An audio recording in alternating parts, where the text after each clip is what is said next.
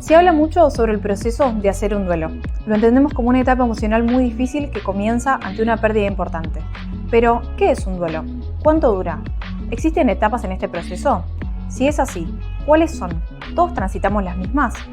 Hoy con mamá hablamos sobre el duelo, la pérdida y la muerte desde el punto de vista del psicoanálisis y también sobre su experiencia con sus duelos.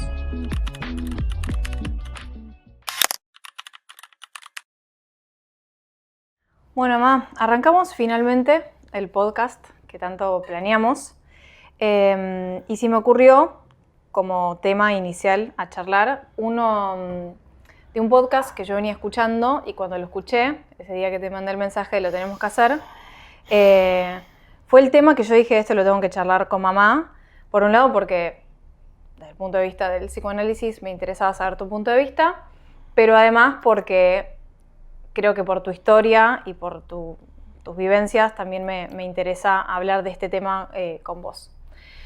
Bueno, el tema es, como veníamos charlando, duelo desde el punto de vista de la muerte y lo que significa una pérdida. Pero antes como de meternos de lleno, te quería preguntar como qué significado o cómo definirías vos qué es un duelo. Bueno, el duelo la palabra duelo remite a dolor. Etimológicamente hablando, el duelo remite al significante dolor. Duelo, estamos en duelo por algo que perdimos. Freud tiene un artículo que es maravilloso que se llama Duelo y Melancolía, donde él diferencia lo que es un proceso de duelo como un proceso psíquico que requiere una energía psíquica por atravesar el dolor de la pérdida de algo, el dolor y la aceptación de la pérdida de alguien. Y Lacan agrega algo que a mí me parece que es maravilloso, que lo que duelamos en el duelo es el lugar que teníamos para el otro. Ahora esto aplica, el duelo no solamente aplica a la muerte de un ser querido o de alguien importante. Estamos en duelo cuando perdemos un proyecto, cuando perdemos un trabajo, cuando perdemos una pareja, cuando perdemos alguno de esos lugares que nos representaba siendo importante para el otro. Hay grandes depresiones y grandes procesos de duelo, por ejemplo, cuando la gente pierde un trabajo o se jubila, porque ese lugar que tenía para el otro y de sentir que era su espacio de reconocimiento ya no está más y también implica un proceso de duelo. Obviamente que cada tipo de duelo es diferente. Y hablando más específicamente, porque recién me decías que no hay solamente un duelo cuando se pierde a una persona, a un ser querido, sino por otras cosas. Desde el punto de vista de alguien que pierde a alguien que quiere, ya sea un familiar, un amigo, algo importante, desde ese punto de vista. Bueno, para mí me parece que se pueden hacer generalidades. Freud hablaba del proceso de duelo y decía que es un proceso que tarda 2 años. Ahora, yo escucho a veces hablar del proceso, de las etapas. El psicoanálisis es la clínica del 1 por 1. Y cuando uno dice que el psicoanálisis es la clínica del 1 por 1, si bien puede haber cosas comunes que se transitan en un duelo, está la particularidad y la subjetividad de esa persona cómo va a transitar ese duelo. Hay personas que perdieron un embarazo hace muchísimos años y hay algo que todavía no pueden aceptar esa pérdida. Porque de alguna manera tiene que ver con las estructuras clínicas. Las estructuras clínicas, quizás más primarias o más narcisistas, les complica o les cuesta más asumir una pérdida. Entonces, por supuesto que el proceso de duelo requiere una energía psíquica adicional para tramitar esa pérdida. Por supuesto que hay un proceso de dolor que cada uno lo irá transitando como puede. Pero después hay cuestiones que tienen que ver con esa persona. A mí no me gusta mucho hablar de mi vida personal porque me parece que es algo que yo lo mantengo en privado, pero sí me ha tocado desde muy chica tener experiencias de duelo. Yo me analicé durante 29 años con un mismo analista que para mí fue mi padre en el psicoanálisis, desde la formación y desde lo que fuimos trabajando juntos. Y una vez él me dijo una intervención que a mí me marcó. Me dijo, para cualquiera usted podría ser la sobreviviente de una familia diezmada por la tragedia. Yo, trabajábamos mucho desde el chiste, le dije, upa, con lo que me dice no me voy a poder levantar del diván. Sí, bueno, pero sin embargo usted hizo de su vida otra cosa. Si querés, no, sin ahondar, contar, quizás nombrando con títulos que pasan. Bueno, por ahí tuve muchas muertes y trágicas. Cuando tenía 19 años se murió mi papá, repentinamente. Al año y 2 meses mi hermano, yo tenía 20 y mi hermano tenía 26, tuvo un accidente de autos. Quizás eso fue el encuentro con lo real más fuerte que tuve, porque fue, yo estaba en un boliche bailando, nada, en otro mundo, y vinieron a buscarme para decirme que mi hermano se había muerto. En realidad no se había muerto. La persona que iba con él se había muerto, pero mi hermano quedó en un estado, bueno, lo operaron neurológicamente muy comprometido, estuvo 100 días internado en un sanatorio y después de 100 días murió. Creo que ese quizás fue el impacto más fuerte por la muerte de un par, la muerte de un hermano querido, por la destrucción del físico. Más fuerte porque me dejó atontada. Durante varios días no me podía concentrar en nada. Pero bueno, va pasando, ¿no? Mientras mi hermano estaba internado, una amiga de mi mamá, que había perdido un hijo hacía muchos años, se acercó y me dijo, Fátima, aunque te parezca mentira hoy, y lo mismo le digo a tu mamá, el tiempo va haciendo que las cosas pasen. Pero yo creo que no es igual para todos. Porque alguien se puede quedar en lo que decía Freud, que era la melancolía, identificado y abrazado al objeto perdido. Pero eso ya no es un proceso de duelo. ¿Eso qué significa? Más en criollo. Bueno, más en criollo sería, la sombra del objeto recae sobre el yo, decía Freud. Y vamos a tratar es como que hay algo de eso perdido, que la persona queda identificada a la pérdida y hace un estado de tristeza permanente. Pero la melancolía ya es como una patología. El duelo no es un estado patológico. Que alguien esté triste o esté llorando o tenga momentos de mucho bajón porque perdió a alguien es totalmente normal. Por eso yo no acuerdo con algunos psiquiatras que le dan un antidepresivo a alguien que está en un proceso de duelo. Sí, vas a tener días feos, vas a tener días dolorosos, claro. Lo tenés que llorar, hay momentos de mucha angustia y eso hay que transitarlo, ¿no? Y eso hay que poder transitarlo. Yo creo que se empieza a poder decir que el proceso va caminando el día que vos podés empezar a hablar de la persona perdida sin dolor, sin que el dolor se te suba a la garganta y no puedas ni pronunciar el nombre, o puedas hacerlo sin llorar. Bueno, ahí hay algo que se ve que hay algo que se está pudiendo aceptar.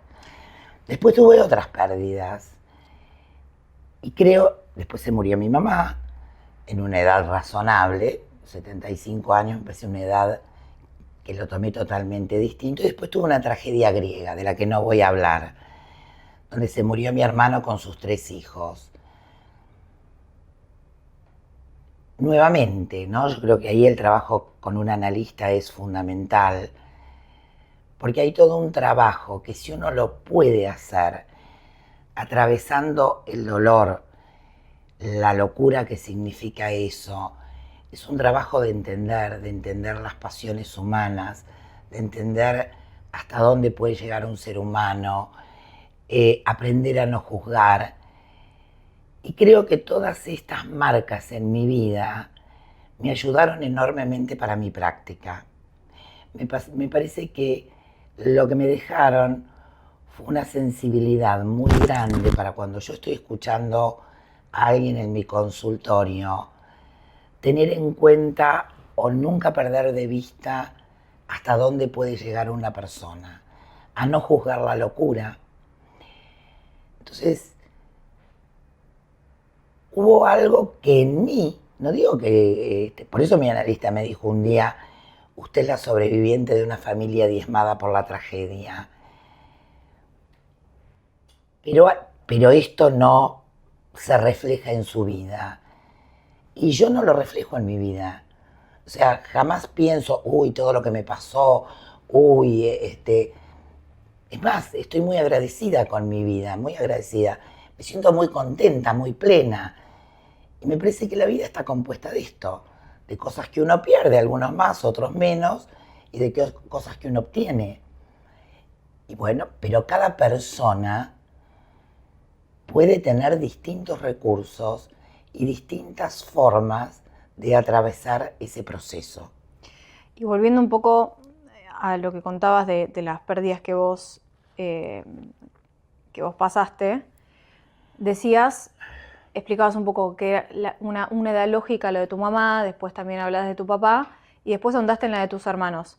¿Hay ciertas pérdidas de las que ya inconscientemente venimos como preparados porque sabemos que es algo de parte del ciclo de la vida y eso nos cuesta menos? Yo no me gusta hacer generalidades, porque me parece que depende, yo siempre digo lo mismo, así como cada uno, y es una maravilla de la naturaleza. Tenemos una cara que no es igual a la otra, y aún en el caso de los gemelos, siempre lo repito, tienen algún rasgo que los diferencian. La cabeza también es igual, no todo el mundo le pasa lo mismo. Esto es algo que yo digo, y me pertenece y no lo puedo hacer de esto un universal. Sí me parece que hay gente que está en edad de morir, y que es lógico y es natural que pueda morirse, y hay muertes que son más difíciles de entender y son las que no deberían pasar, pero pasan, no deberían desde dónde, pasan. Sí creo que es mucho más difícil, pero por ahí a una persona que tiene menos recursos estructurales, la muerte de alguien le puede, no tiene que ver con la edad. A mí me pasó con mi analista. Yo ya había pasado todos esos duelos y después de 29 años, y se murió a los 75 años, y sin embargo fue una muerte que me costó muchísimo, que me dolió muchísimo. Creo que desde un lugar muy egoísta, porque realmente lo que yo dolaba en ese duelo era lo que él significaba para mí, lo que él me daba a mí. Mauricio, tu analista. Mauricio, mi analista, con el que me analicé y que realmente fue un eje en mi vida. Y yo tengo ahora otro analista, pero bueno, jamás pude volver a tener, a conectar de la manera que yo conecté con este analista. Por eso fue un tratamiento que duró, bueno, hasta que él se murió. Entonces también eso es relativo, porque Mauricio, uno podría decir, estaba en edad de morirse, y sin embargo fue una pérdida que me costó, que me dolió, ¿no? A ver, no se convirtió en melancolía, pero fue una muerte que me causó mucha tristeza y me costó mucho superar. Y desde tanta experiencia con el duelo y con la pérdida, vos ya podés saber desde tu subjetividad, individualidad, ¿cuál es tu proceso? Bueno, ahora yo sé que al principio voy a pasar por esto emocionalmente, después por esto, o siempre es distinto. A mí me parece que siempre es distinto. Una vez que hay gente que se enoja mucho. A ver, hay preguntas que me parece que por ahí la gente no puede evitar hacerlas, y me parece que las dejan en un lugar de detenimiento. ¿Por qué a mí? ¿Por qué me pasó esto? ¿Por qué me tuvo que pasar esto? ¿Por qué tuve que perder esto? Es la vida. O sea, cuando yo trabajo, perder la salud también es un duelo. Yo he atendido y atiendo quizás a mucha gente que que tiene una enfermedad más complicada como un cáncer. Algunos de ellos es porque a mí. Bueno, quedarse encajado en esa pregunta no lleva a nada. Pasó porque pasó. Entonces se enoja. Quizás son los duelos más complicados. Pero yo creo que cada persona tiene que ir atravesando su propio proceso. Me parece que tener un espacio donde poder hablar, donde poder ir como tramitando las distintas emociones que supone. Hay gente por ahí muy religiosa que se apega a la religión y trata de encontrar un sentido a la muerte desde la religión, o porque Dios quiso, o porque... Bueno, cada uno va atravesando. Lo que me parece que es imposible de no atravesar es el dolor. Y está bien que duela. Hay una escritora francesa, Marguerite Duras, que a mí me parece excelente, que hace ensayos, que hacía ensayos, se murió, que tiene un libro que se llama El dolor. Yo lo leía mucho cuando se murió mi primer hermano. Ella decía que a veces el dolor es tan grande que no entra en el cuerpo. ¿No? Como que hay algo que te sobrepasa, que quizás quien hemos transitado, pero hay otras personas no. Digo, me pensé que esto es cada uno. Es como que te tenés que mover, que tenés que caminar, que tenés que andar, ¿no? Porque hay algo que el aparato psíquico es de una magnitud que el aparato psíquico no tiene cómo procesarlo, y estás como boleado, estás como que no podés estar en ningún lado, con una incomodidad. Bueno, sí, a veces creo que el dolor es tan grande que no entra en el cuerpo, ¿no? Que no hay manera de hacerlo entrar ni en el cuerpo ni en la cabeza. Pero bueno, no sería posible seguir viviendo si eso no pasa. En algún momento va a ir pasando. Y lo mejor es que pase de la mejor manera posible, ¿no? Lo mejor es por ahí tener alguien con quien ir hablando, con quien ir pudiendo contar las sensaciones que se tienen, alguien que puede ir ordenando, alguien que pueda ir como resituando ciertas cosas que uno en ese momento no puede, ¿no? Me parece que también, yo por eso digo, perdí muchas cosas. Yo realmente creo que tuve la enorme suerte de haberme encontrado con Mauricio siendo muy jovencita, a los 22 años, y nunca lo establecimos. Y yo hago lo mismo en mi práctica, y nunca lo establezco con los pacientes. A veces alguno de ustedes me ha preguntado, cuando digo alguno de ustedes es mis hijos, ¿por qué yo atiendo a pacientes por teléfono estando de vacaciones, o atiendo el teléfono o un fin de semana? Mauricio, en los momentos que yo estuve peor, yo lo llamaba en cualquier momento. Por ahí no me podía atender en ese momento, pero en algún momento del día. Y para mí era una palabra que me reordenaba. Y cuando yo concedo eso a alguno de mis pacientes, es porque sé que estaban pasando por un momento muy desestabilizador en su vida, que necesita algunas palabras que lo puedan reordenar. Bueno, y habrá gente que por ahí le sirve o necesita estar más cerca de Dios, ir más a la iglesia, y eso lo apacigua.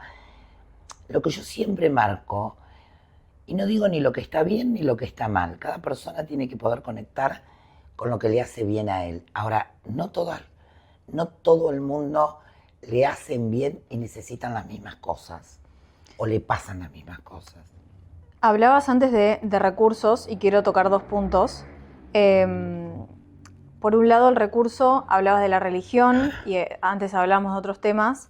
¿Pensás que darle sentido a través de la religión o a través de otras creencias apacigua el momento del duelo o el dolor de la pérdida?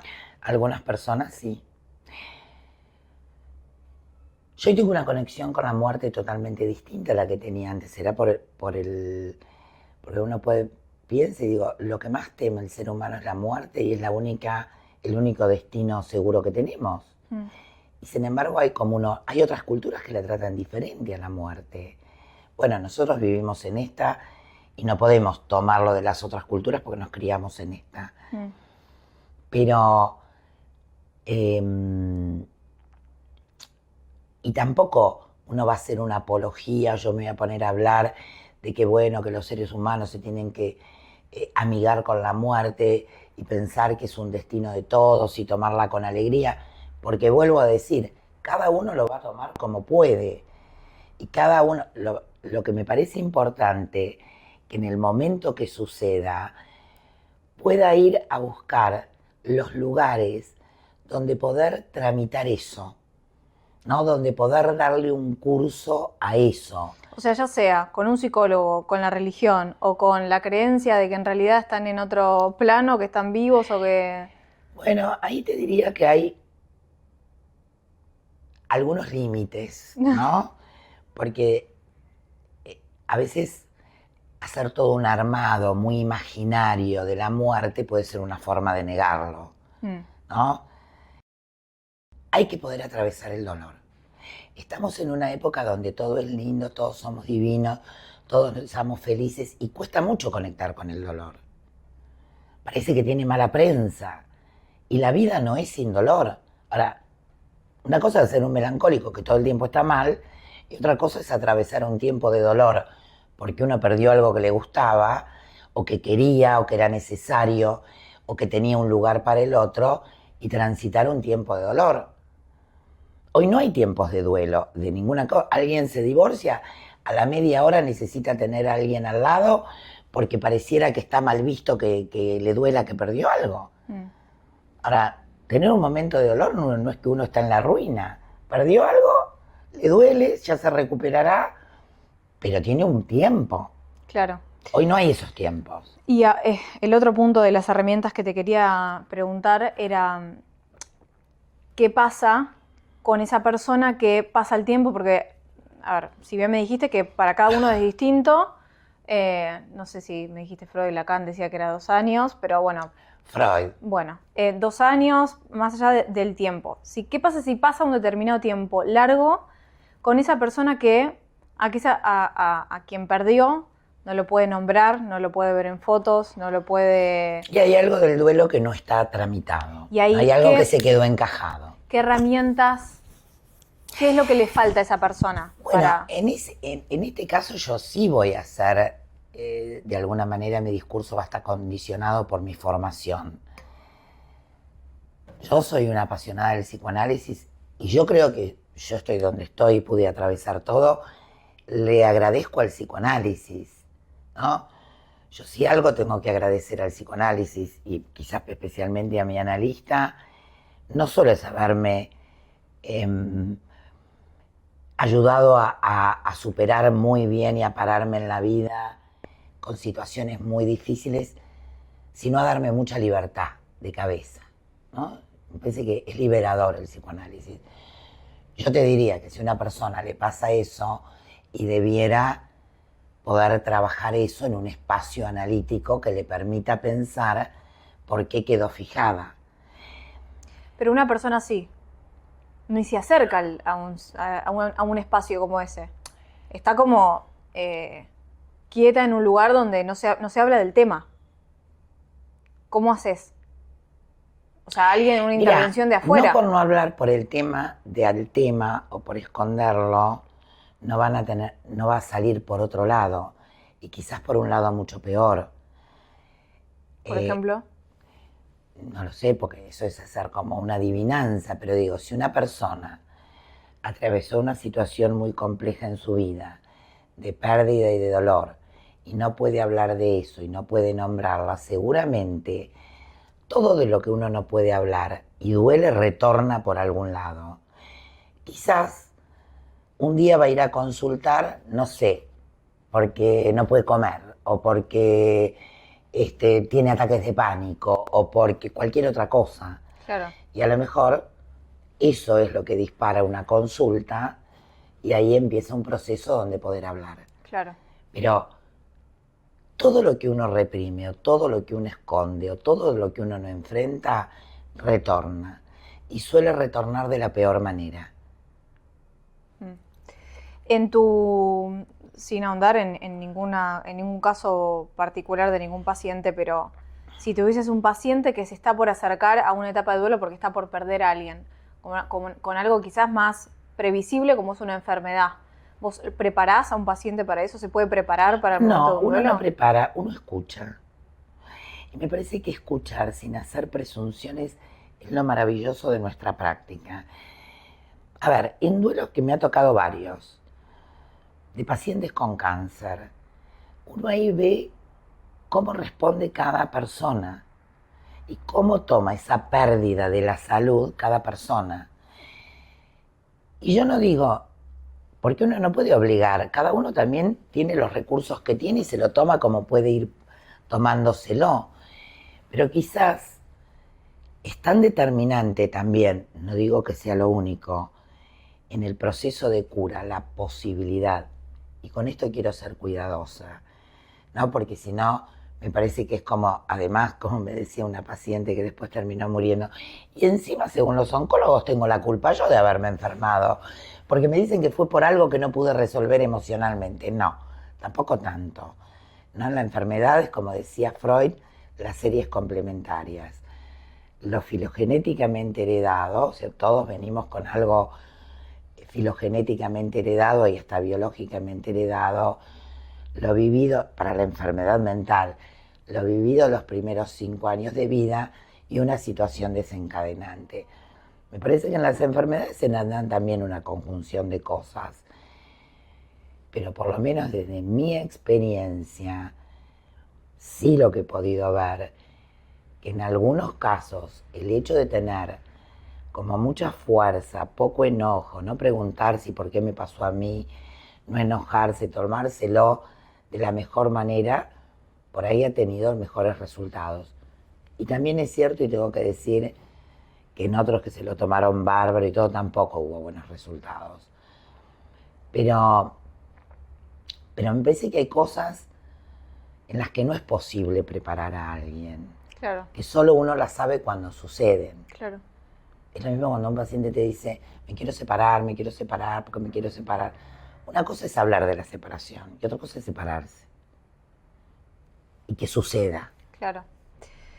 Yo siempre tuve como la idea, no, la sensación de que, y acá voy a ser un poco autorreferencial, de que vos siempre fuiste muy cuida conmigo, con Tomás y con Delfina, mis hermanos, porque siempre tuve esa sensación de que a mamá no le entra una tragedia más. A la vez, se habla mucho también de resiliencia, o sea, después de pasar por varios procesos, uno entiende que si seguís acá con todo y seguiste con tu vida, uno se hizo de herramientas para poder sobrellevar situaciones quizás menos trágicas o menos dolorosas, quizás con todas las herramientas. ¿Pensás que hay un límite para una persona ante una pérdida? Por ejemplo, de repente veo en películas o veo en casos reales una madre que perdió un hijo de una manera muy trágica o una persona que decís, no le puedes pasar todo esto a esta persona. A ver, lo que decías que lo que me pasó con ustedes es súper importante, porque también, si bien uno puede tramitar y todo, también todos tenemos marcas traumáticas. A mí, si bien yo pude seguir con mi vida y todo, tuve una marca traumática de esto de el accidente, de algo que vos estás en otro mundo y vienen y blom, te cambian un segundo la realidad y pasas de vivir en Disney a algo muy trágico. Y sí se me jugó con ustedes, muchísimo. Te diría que solo, y ustedes me enseñaron a mí a... Un día tu hermano Tomás me dijo, bueno, mira mamita, yo entiendo que a vos te cueste mucho que yo maneje, porque se te murió gente manejando, pero yo prefiero morirme ahora si no me puedo ir de viaje cuando se me ocurre. Y dije, bueno, la verdad que tiene razón. O vos también, que me has dicho muchas veces, arreglate con tus marcas traumáticas como puedas, yo quiero salir y quiero... Bueno, y llega un momento que también, porque pensé que el miedo es como el intento de controlar lo que es incontrolable. Porque si algo va a pasar, va a pasar. Claro. Pero bueno, sí, a mí me quedó como la marca traumática. Yo hoy en día escucho una ambulancia y no te voy a decir que me agarra taquicardia, pero Ya más. llamo, chequeo. Bueno, probablemente no, Pero digo, para todo lo que me pasó es como un chiste que me haya quedado eso. Claro. Pero a todos nos queda una marca traumática, ¿no? Y no de cosas tan trágicas, no sé. A alguien que tuvo la vivencia que los padres se fundieron cuando eran chicos y pasaron de una situación económica a otra de mucha necesidad, eso es una marca traumática, que de alguna manera se va a repetir o se va a ver de distintas maneras en la actualidad de la vida de hoy. Claro. Entonces todos tenemos algunas marcas traumáticas. Las que tienen que ver con la muerte, uno dice, es el encuentro con lo real. Lacan, uno de los grandes aportes que hizo, divide el aparato psíquico en lo que es el nudo Borromeo, que son 3 anillos que se enlazan y no se despegan, ¿no? Son 3 círculos que se mantienen juntos. Esos 3 círculos son lo real, lo simbólico y lo imaginario. Lo real es esto, lo que te deja así sin palabras. Vos estás en un bar y vienen y te dicen, tu hermano se murió, de la nada. Vos vas a un médico de la nada y te dice, tenés cáncer. Eso es el encuentro con lo real. Lo simbólico es lo que nombra, ¿no? Cuando vos decís, falta el tomo 3 en la biblioteca de la obra de Freud, es porque de lo simbólico sabés que hay tantos tomos. Por eso, desde lo simbólico es lo que pone palabras. Y lo imaginario es lo que pone flores. A ver, y que quizás ese efecto, y es un efecto bueno, también de tu marca traumática. Vos tenías 2 años cuando ocurrió la tragedia de mi hermano con sus 3 hijos. Con lo cual, bueno, en casa debe haber bebido un ambiente muy denso, de mucha tristeza. Y vos lo que hacías era disfrazarte, desde la mañana hasta la noche andabas disfrazada por la vida. Y te gusta y está bien, eso es lo imaginario. Es como ponerle flores. No es uno sin el otro. Claro. Estos encuentros con lo real son marcas traumáticas. Ahora, el encuentro con lo real en cada quien provoca determinada... Porque también ahí está. Cuando yo hablo de los recursos, es con qué recursos simbólicos y con qué recursos imaginarios tiene una estructura de un paciente para hacerle frente a ese real. La pandemia fue un encuentro con lo real. De repente alguien nos dijo, hay un virus, nos puede matar a todos, se tienen que quedar en su casa, no había demasiada explicación de qué era el virus ni de cómo se contagiaban. Eso es un encuentro con lo real. Nos quedamos todos, bueno, y cada uno ahí empezó a procurarse recursos, desde lo simbólico, lo imaginario, todo el mundo empezó a hacer gimnasia. A ver, algunos se deprimieron, les agarró fobia, se volvieron, algunos les agarró una cosa muy paranoica de que el mundo estaba siendo invadido. Cada uno, ese es un buen ejemplo de lo que cada uno saca de los recursos. Cuando yo hablo de recursos es esto, qué de lo simbólico y qué de lo imaginario se tiene para hacer frente a algo de lo real que irrumpe. En la pandemia algunos hacían gimnasia, otros hacían Zoom, otros hacían streaming y otros estaban aterrorizados y no podían salir ni a la vereda. Bueno, son situaciones que ponen lo que nosotros decimos en juego la estructura. ¿Y eso se trabaja? ¿Se trabaja en un análisis, en lo simbólico y lo imaginario? Y sí, eso es lo que se trabaja en un análisis. Claro. ¿No? Bueno, tendría que hacer una explicación como No, pero para entender, no es que uno nace con eso, uno eso se va formando a raíz de la... No, uno nace con eso. O sea, cuando uno nace pasa lo que decía Lacan, uno pasa de lo natural a lo simbólico. Te espera ya un aparato simbólico, te espera el nombre, ¿no? Ya ahí hay una palabra que te va a nombrar, que te llamas Clarita, que te llamas Juanita, que te llamas... Ya hay algo simbólico. Ahora, después el equilibrio de estas 3 de esos 3 anillos es lo que se trabaja en un análisis. Claro. Y sobre todo, lo que se trabaja en un análisis es moderar lo imaginario. ¿Por qué? ¿Por qué? Porque lo imaginario tiende a completar. Hoy vivimos en un mundo más imaginario, donde, a ver, imaginario, Lacan lo decía como el espejo, ¿no? El estadio del espejo. La imagen da una sensación y una ilusión de completud.